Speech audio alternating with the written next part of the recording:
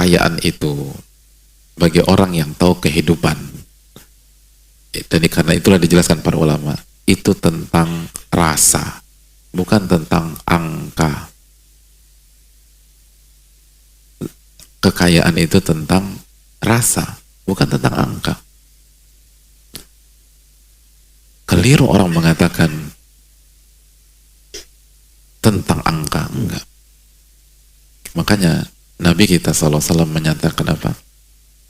Dalam hadis yang sangat terkenal, beliau SAW mendidik kita dengan hadisnya, laisal gina an kathratil arad. Kekayaan itu bukan banyaknya harta atau aset. Innamal gina nafas. Sesungguhnya kekayaan adalah kekayaan jiwa. Apa yang dirasa di dalam jiwa. Kaya itu tentang rasa. Makanya tadi Al-Hasan mengatakan, saya tuh suka bangun pagi hari nggak punya duit, tapi ingat perasaan saya kayak punya semuanya udah. Dan sebaliknya ada banyak orang punya banyak hal, bangun ke orang miskin, hadirin, bengong aja deh, bingung gitu deh, kasihan, nggak ada betul, karena lupa, karena kekayaan itu tentang rasa.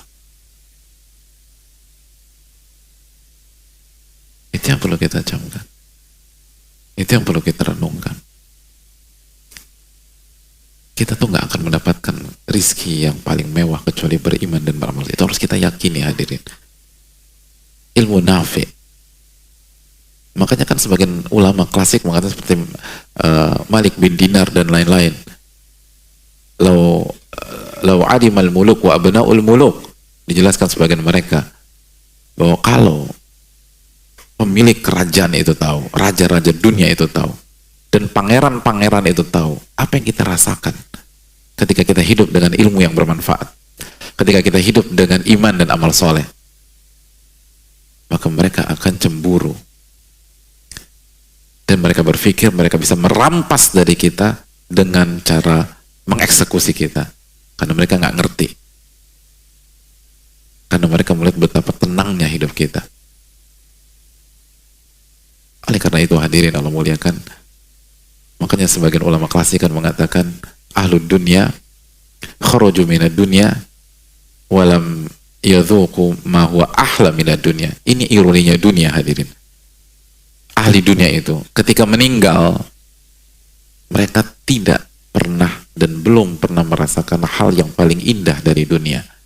Dan hal yang paling indah dari dunia adalah ma'rifatullah, mengenal Allah tabaraka wa ta'ala. Itu yang paling indah, itu yang paling mahal, itu yang membuat Abu Bakar As-Siddiq radhiyallahu ta'ala an, yang membuat Umar bin Khattab, yang membuat Uthman bin Affan, yang membuat Sa'ad bin Abi Waqqas, yang membuat yang membuat Az-Zubair bin Awam, yang membuat Abdurrahman bin Auf meninggalkan seluruh harta mereka dan pergi hijrah tanpa bawa sepeser apapun ke kota Madinah.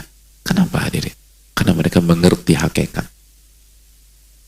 Abu Bakar tuh bisnismen, hadirin. Uthman bin Affan tuh pebisnis tangguh, punya kenalan yang mentalnya tuh mental pebisnis. Itu ketat, untung rugi itu dalam, hadirin, sangat ketat udah. Bahkan sebagian tipikal itu kan ada yang kalau makanya kalau ketemu orang kayak gitu seringkali kita harus jelas dulu nih, kita mau interaksi sama dia dalam bab sosial atau bab bisnis. Kalau bisnis itu 1 rupiah dihitung sama dia, tapi kalau sosial, jor-joran dia, karena terbiasa begitu. Dan itu ada orang demikian, nggak semua, tapi ada orang demikian. Saya ingin menjelaskan bahwa Abu Bakar dan itu bukan orang nggak ngerti, hadirin. Itu hitung-hitungan, dan mereka ngerti cara bermain. Mereka tinggalkan, dan mereka mulai dari nol.